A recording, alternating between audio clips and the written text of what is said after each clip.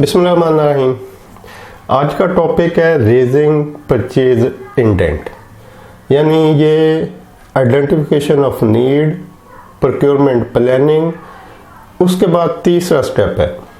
और ये स्टेप भी प्रोक्योरमेंट के काम का हिस्सा नहीं है, यानी प्रोक्योरमेंट का जब काम स्टार्ट होता है तो ये उससे पीछे का स्टेप है। रेजिंग परचेज इंडेंट यानी परचेज इंडेंट इशू करना। अच्छा, इंडेंट को मुख्तलिफ ऑर्गेनाइजेशन में और नामों से भी पुकारा जाता है, जैसे इसको परचेज रिक्वेस्ट भी कहा जाता है, इसको डिमांड लेटर भी कहा जाता है, इसको इंडेंट भी कहा जाता है। तो बेसिकली ये एक पेज का स्पेसिमन होता है जिसके ऊपर एंड यूज़र की जो नीड होती है उसको डिस्क्राइब किया जाता है। और अब तो ये पेज के ऊपर भी नहीं होता, पहले होता था किसी टाइम पे मैनुअल इंडेंट होते थे कि एक बुक प्रिंटेड होती थी उस इंडेंट की, तो वो बुक डिफरेंट डिपार्टमेंट में घूमती रहती थी, जिसको जो ज़रूरत होती थी वो उस बुक को मंगवा लेता था और उसमें जो नेक्स्ट सीरियल का इंडेंट होता था उसको फिल करके तो आगे भिजवा देता था। तो अब तो सारा कंप्यूटराइज्ड टाइम है, हर कंपनी के पास सॉफ्टवेयर अवेलेबल होते हैं, छोटी हो बड़ी हो। तो अब अगर कुछ लोग क्वेश्चन करते हैं कि जी हमें कुछ दिखाएं, कोई इंडेंट कैसा होता है, परचेज ऑर्डर कैसा होता है, तो ये चीज़ें बड़ी आसानी से आप गूगल में जो पिक्चर्स होती हैं गूगल में, मतलब एक तो डाटा होता है, एक फ़ोटो होती हैं, उसको शायद इसको क्या कहते हैं, अभी एक मिनट दें, हाँ इमेजेस। तो गूगल इमेज में जाएं, वहाँ पे सब डॉक्यूमेंट्स मिल जाते हैं बड़ी आसानी से। असल चीज़ है कि जब आप वहाँ पे किसी गूगल इमेज में जाके किसी डॉक्यूमेंट को खोलें तो आपको ये समझो कि ये डॉक्यूमेंट किस तरह से एक्सप्लेन हुआ है, इसमें क्या चीज़ें लिखी हुई हैं और इनका क्या मकसद है। तो आप गूगल में जाके कोई भी इंडेंट, रिक्वेजिशन, डिमांड लेटर लिख के तो लाजदात खुल जाएंगे, उनमें से कोई सिंपल सा चेक कर लें और जब आप उसको चेक करेंगे तो जो मैं बोल रहा हूँ वो उससे मैच कर जाएगा।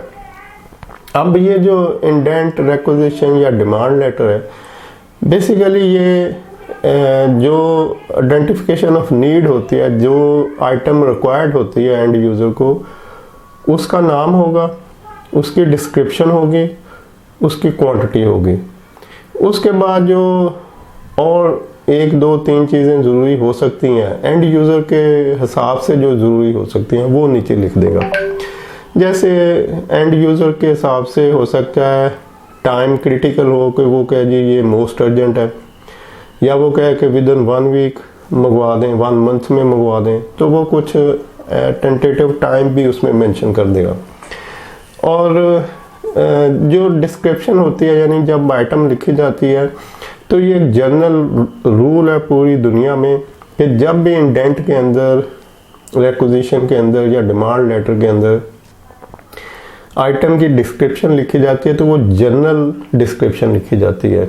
मतलब वो कोई किसी ब्रांड को मेंशन नहीं किया जाता, किसी मॉडल नंबर को मेंशन नहीं किया जाता। ये मतलब ट्रांसपेरेंसी या प्रोक्योरमेंट की कि एंड यूज़र एक जनरल डिस्क्रिप्शन लिखे कि जी मुझे ये आइटम चाहिए। जैसे अगर उसको लैपटॉप चाहिए तो वो लैपटॉप लिखेगा, वो ये नहीं लिखेगा कि मुझे सोनी का फ्लॉम मॉडल का ये लैपटॉप चाहिए। वो अपना पर्पज़ लिखेगा कि मुझे एक लैपटॉप चाहिए और मुझे इस पर्पज़ के लिए चाहिए, यानी ये मैंने काम करना है उसके ऊपर। तो अब वो जो उसका काम है, उस काम के हिसाब से उसको लैपटॉप प्रोक्योरमेंट सजेस्ट करेगा कि जी आपके काम के लिए ये लैपटॉप मुनासिब है। या प्रोक्योरमेंट डिपार्टमेंट एडवाइस ले लेगा किसी आईटी डिपार्टमेंट में जो लोग हैं उनसे कि जी इस रिक्वायरमेंट का लैपटॉप बताएं, हम इनको लेके दें।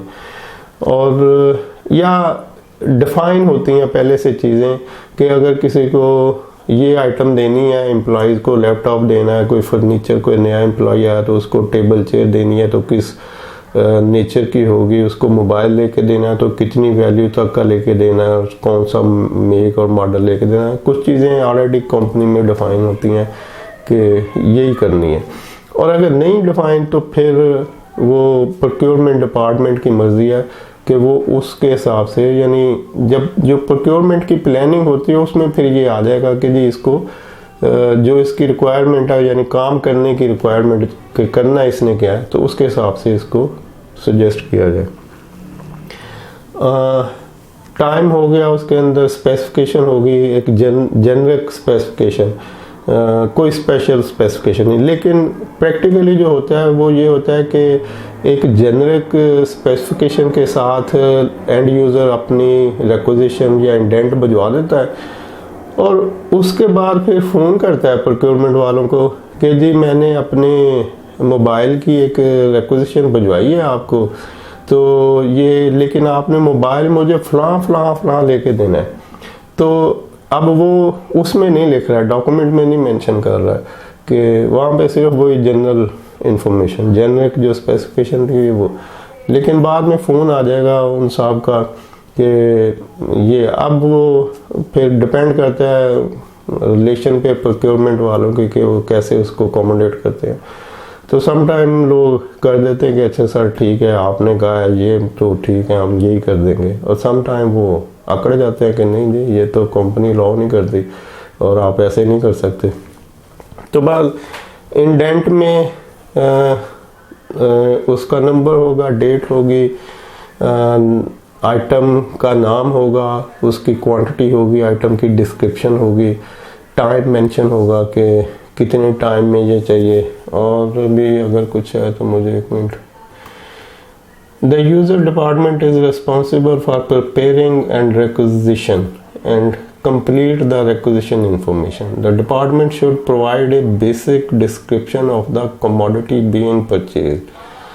पर्पस, क्वांटिटी, एस्टिमेटेड वैल्यू, हाँ वैल्यू लिख सकता है कि जी मतलब ये मैंने चेक किया तो ये अंदाज़न इतने का है, लेकिन प्रोक्योरमेंट उसके ऊपर बाउंड नहीं है कि वो उसी वैल्यू का करे। प्रोक्योरमेंट अपनी प्राइसेस सोर्स करेगी, मार्केट सोर्स करेगी कि ये आइटम इससे सस्ती मिल सकती है तो सस्ती भी ले लेंगे। ये बेसिकली ये जो एंड यूज़र लिखता है एस्टिमेटेड वैल्यू, उसमें उसका मकसद होता है कि बजट को वहाँ से सैंक्शन करवाना कि जी हमारे डिपार्टमेंट का जो बजट है उसमें से ये टेंटेटिव वैल्यू है मेरी रिक्वायरमेंट की, तो इतना बजट आप इस आइटम के लिए एलोकेट कर दें। तो बजट के लिए फिर ये एस्टिमेटेड वैल्यू वहाँ पे इंडेंट में पॉसिबल है कि उसने लिखी हो।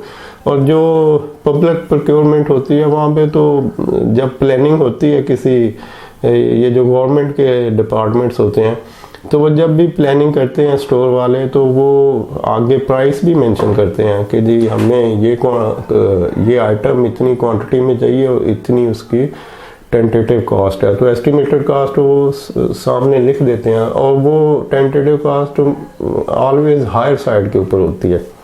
जैसे अगर मार्केट में उस प्राइस की कीमत अगर 10 रुपये है ना तो उन्होंने 20 रुपये लिखी होती है। तो उसका मकसद होता है उनका कि जी हम हायर साइड के ऊपर बजट अप्रूव करा लें तो बाद में फिर देख लेंगे। तो एस्टिमेटेड वैल्यू ठीक है इंडेंट में पॉसिबल है लिखी हो और उसका मकसद होता है बजट को अप्रूव करवाना।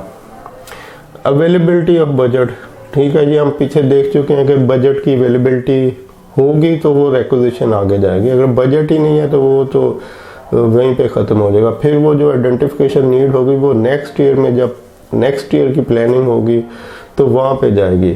मतलब सम टाइम मैनेजमेंट जब उनके पास किसी की रिक्वायरमेंट आती है तो उसका बजट ना भी हो तो उसके लिए बजट सैंक्शन कर देती है डिपेंडिंग ऑन के इस चीज़ की कितनी रिक्वायरमेंट है। और सम टाइम बजट हो भी तो वो उसको छोड़ देते हैं कि नहीं अभी इसकी ज़रूरत नहीं है। तो ये सारा कुछ प्लानिंग का हिस्सा है, मैनेजमेंट की मर्जी है कि वो किस चीज़ को समझती है कि अभी इसकी ज़रूरत है और किसको नहीं समझती कि इसकी ज़रूरत नहीं है अभी।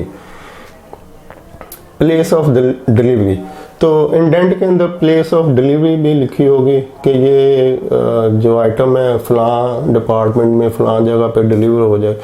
तो procurement sometime directly end user को डिलीवर करवा देता है। जब परचेज ऑर्डर इशू करता है तो उसमें लिख देता है कि जी इसको इस जगह पे डिलीवर कर दें, और सम टाइम स्टोर में आइटम जाती है और स्टोर वाले फिर उसको आगे डिलीवर करते हैं।